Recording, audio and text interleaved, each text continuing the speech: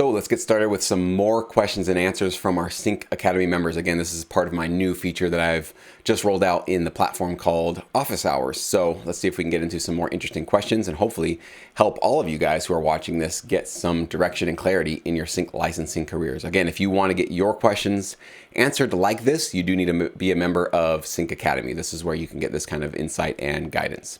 Edwin has a question here. What's the difference between sync licensing music and stock music licensing? It's a great question, Edwin, and it's definitely two terms and two industries that kind of overlap and get confused for each other many times. For me, when I think of the term sync licensing, what I'm thinking of traditionally is TV film placements. Okay. So these are going to be these boutique music libraries that essentially go out and create direct relationships with any type of production company or organization that creates, even networks that create TV content, film content, video games, that kind of a thing. Okay. Now, stock music licensing, sometimes you could say a production music library in that sync licensing world is kind of acting like a stock music agency, because stock meaning it's already stocked up. There's already a lot of music available. However, traditionally, when I hear the term stock music, I think more of smaller and royalty-free placement opportunities. So this would be for micro licensing, for internet content, for smaller kind of corporate opportunities. So usually with stock music licensing, you're not going to be seeing performance royalties. Okay, so with sync licensing, yes, performance royalties with those TV placements are what you're going to be counting on for a vast majority of your income. At least that's what it was for me. Stock music is usually you're going to be getting paid every time you get a purchase of your track, but 9 times out of 10, you're not going to be getting those back-end performance royalties. So hopefully that explains the difference there. And there's definitely a way where you can use both. I actually have a tutorial on my YouTube channel you can look out that gives you a sort of strategy for how you can essentially use both if you'd like to. Raul, I've been lucky to get some composing. Let me make sure you guys can see this. I don't know if I centered it properly. There you go. I've been lucky to get some composing work for 2 indie films and 48-episode cartoon series. Awesome. Now I'm looking to get some sync with libraries to generate more income, but I would like to know if I'd like to continue doing films and animations as well. Is this viable? Can doing music for sync harm my composing for film opportunities? Thanks. Absolutely not. And it's a great question. You can do both things simultaneously as long as you feel that you can continuously supply both parties, like your sync licensing library that you partner with and these direct licensing deals that you have. So if you feel like overworked and spread too thin, so you're not able to keep up with both of them, then no, I would not recommend doing that. But no, there's like your independent direct clients that you're working with, they don't even have to know that you're doing other stuff with your music, right? It's really none of their business. You really just, as long as you're serving their needs and you have your deal worked out with them and you feel good, great. On the side, you can basically start building up a catalog with a sync licensing library and start building up your placements with them as well. And that's a great way for you to kind of A/B compare on, you're probably getting a lot more upfront money from your independent clients. Maybe the back-end royalties too. I don't know what your deal structure is there, if it's a complete buyout or if you're retaining some of your publishing or writers' royalties. But then you can also kind of see how your sync licensing libraries work out for you. So it certainly could be a great way for you to do both and A/B compare. So not a bad strategy at all. All right, Paul, as a new member, I'm still going through your inspiring and informative videos. They have given me many ideas as to what I need to do as far as presenting my music and how and where to pitch it. Many, many thanks. I was wondering whether you think making contacts directly with music supervisors, if possible, is worthwhile. Great question, Paul. It's actually a very common question, and I've actually put out a few videos on my YouTube channel specifically explaining why I do not recommend to pitching your music to supervisors. There's a long list of them. I won't go through all of them. The biggest reason why is because how many other producers, songwriters, vocalists, artists are trying to hit up these music supervisors in their DMs on LinkedIn and Twitter and Facebook and their email. It's in the hundreds per day. I've talked to many music supervisors. Some of them are getting over 500 a day. So first of all, the chances of you even standing out and getting somebody's attention are next to zero, just because there's way too many people doing that.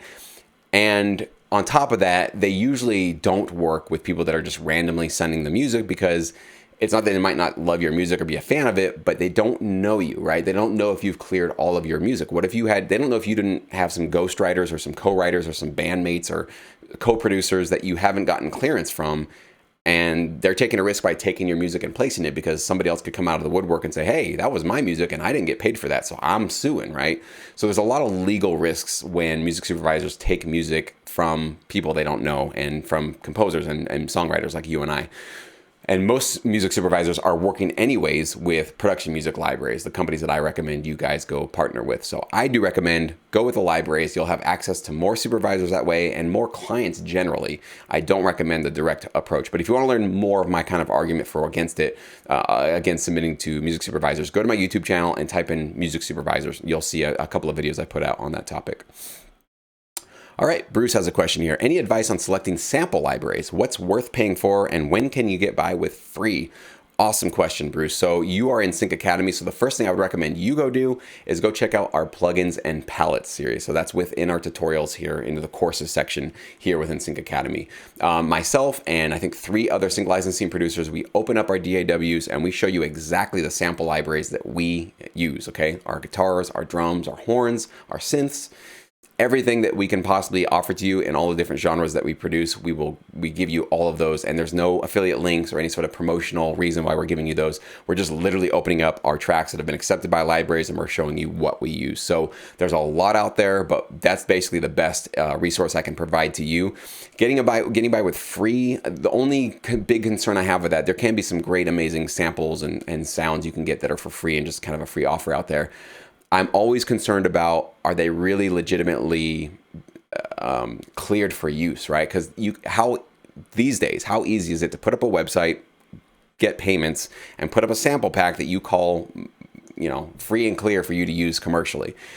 It's so easy to do these days, and whether or not you're actually getting like samples that have actually been cleared and have actually been originally created by the person who created the website, it's hard to verify it. So do your due diligence. If you're going to take anything free and start using it, make sure somebody has done some reviews on it or it has some sort of a track record.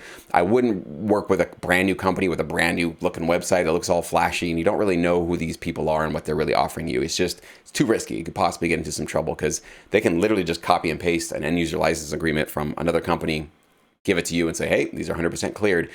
In the end, if you're using, like, let's say they basically just stole samples off of an artist's record or something like that, and you're using it, they're not the ones getting in trouble. I mean, they might also get in trouble, but because you're the one using it, you could get in trouble. You could be exposing the library you work with for using those samples. So it can be very risky if you're not coming from a legitimate, well-established company that's been around for a few years. So those are my tips on that.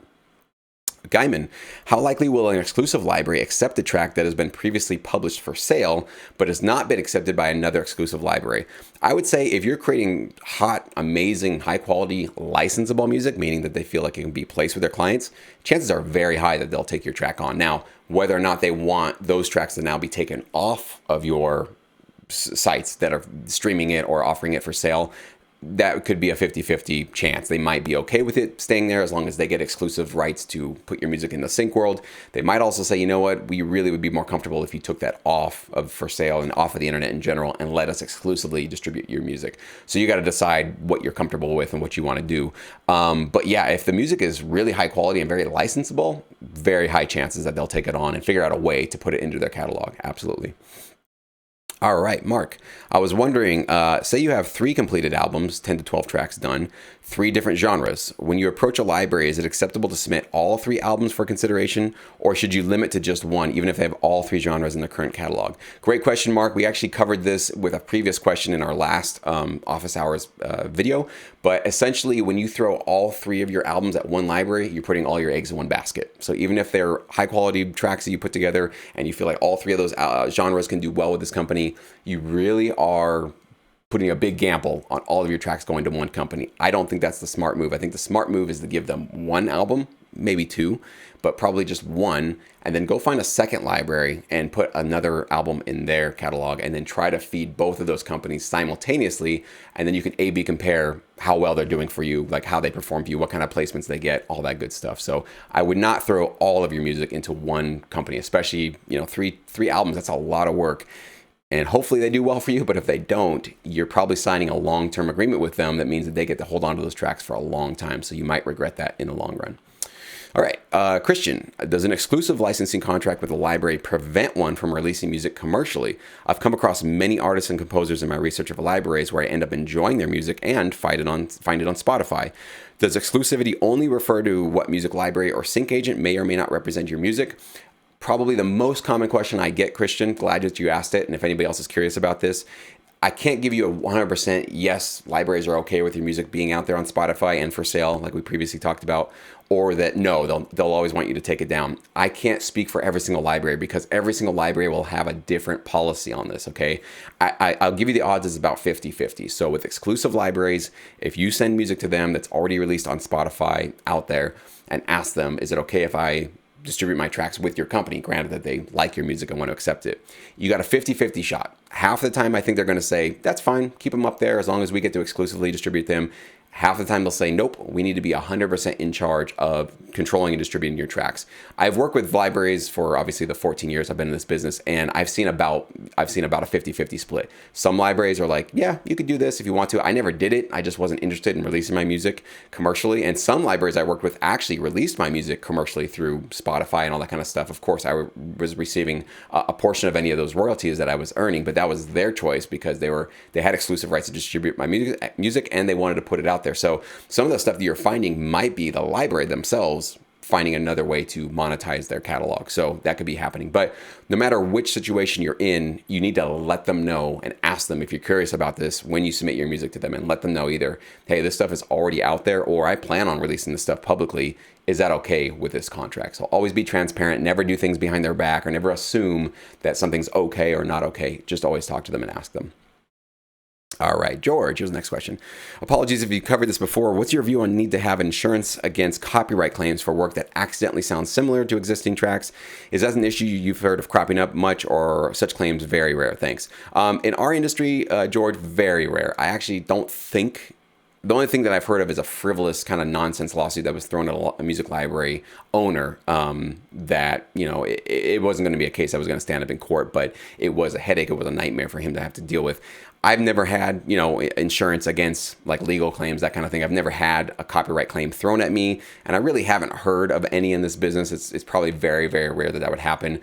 And if you want to just be safe, I don't think you need to go out and get, of course, this is not legal advice. Take whatever advice you'd like to, but I would say that as long as you are creating original music and not relying on pre-made loops and pre-made vocal things and things that can kind of, even if you're allowed to legally use them, can open you up to other producers saying, hey, that sounds just like my track, and I'm going to throw some lawsuits at you. And then of course, when you use a reference track, you got to make sure you're not copying their chord progression or their lead melody or something like that. You got to really make sure that it's an art form. Of course, there's no, objective measure to this, but making sure that you're not stepping completely on the toes of another composer to the best of your knowledge is really what you need to do. I don't know if getting insurance is really a necessary cost or something we have to do in this business. Again, take your own legal advice, talk to your own lawyers about that. That's not me advising you, okay?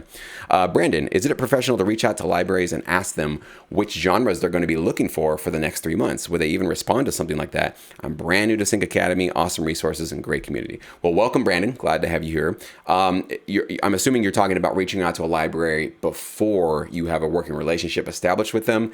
Chances are very low that they're going to let you know what they're looking at, what they're working on, that kind of a thing, unless in that initial pitch to them, you send them music, right? So if you send them some tracks and maybe a full album, you say, I'd love to work with you.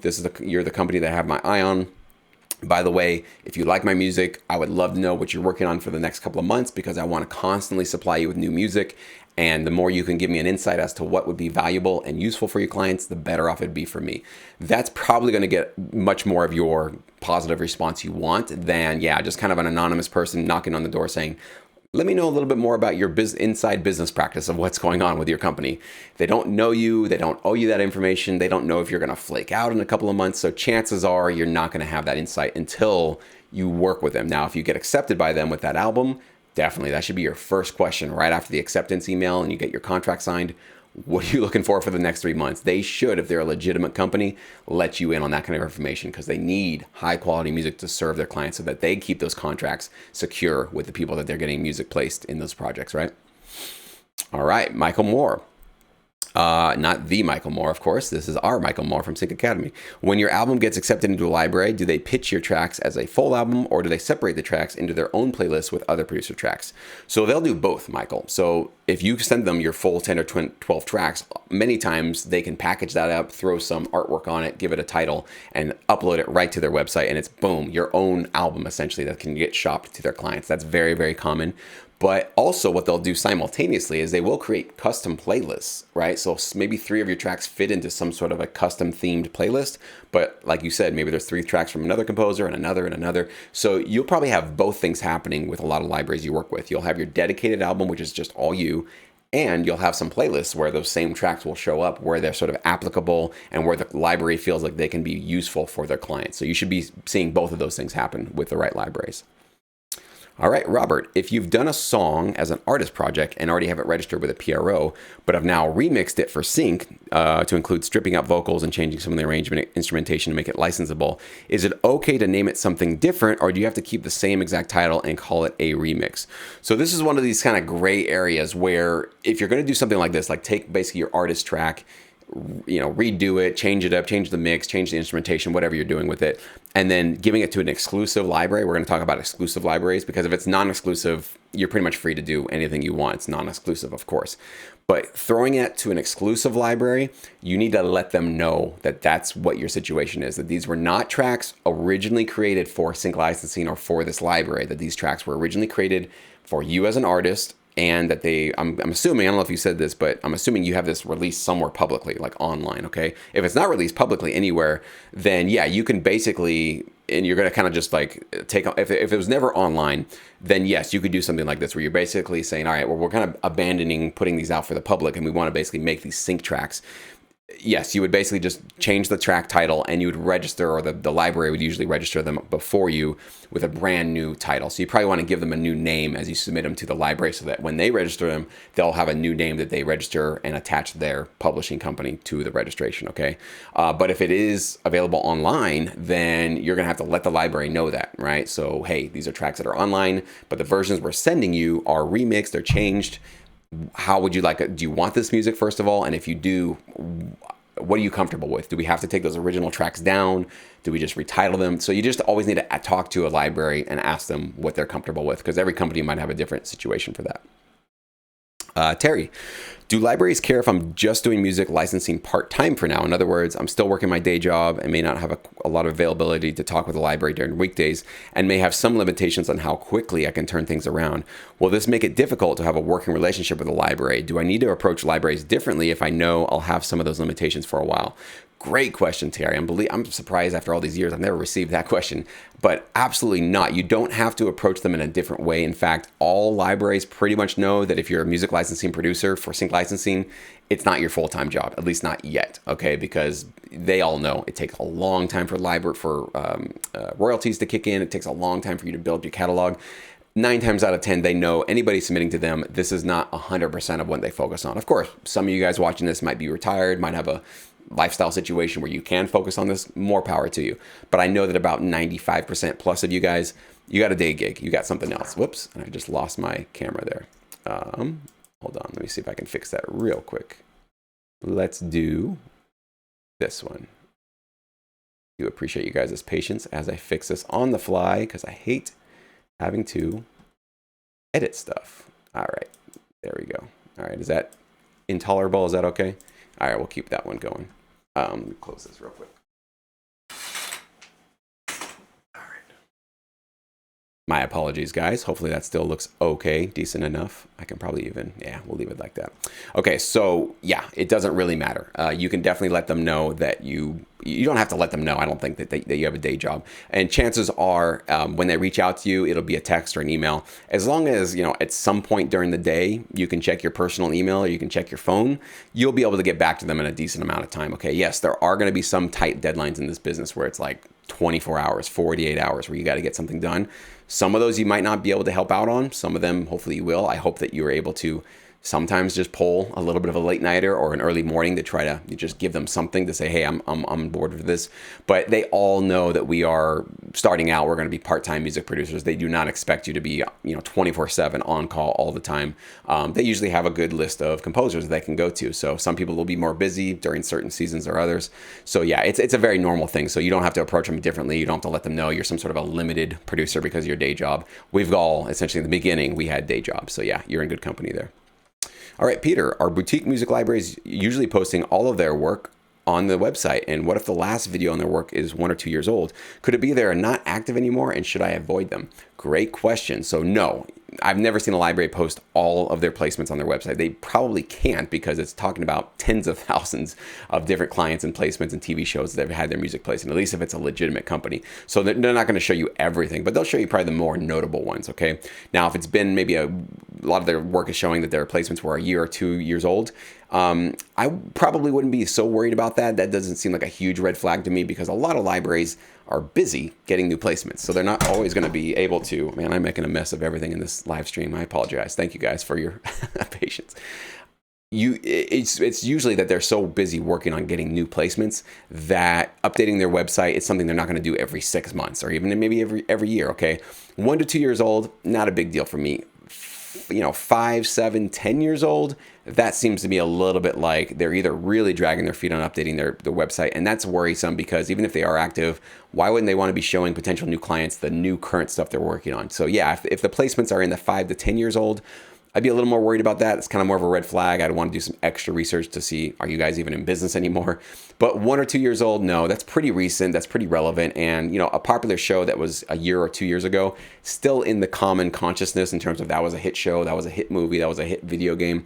So that's always a pretty normal thing to see that the last few years, that's really not a big deal. So, well, thank you guys so much for your patience with this live, or not live stream, but this recording that looks kind of like a live stream. So I appreciate you guys bearing with me here. And thank you for all of you Sync Academy members that gave me these great questions. We will do this, of course, again from time to time in Sync Academy. So again, if you do want to get insight and guidance for your personal questions and situations, I encourage you to consider joining us. There's a link below in the description box of this video where you can learn more about the membership with Sync Academy.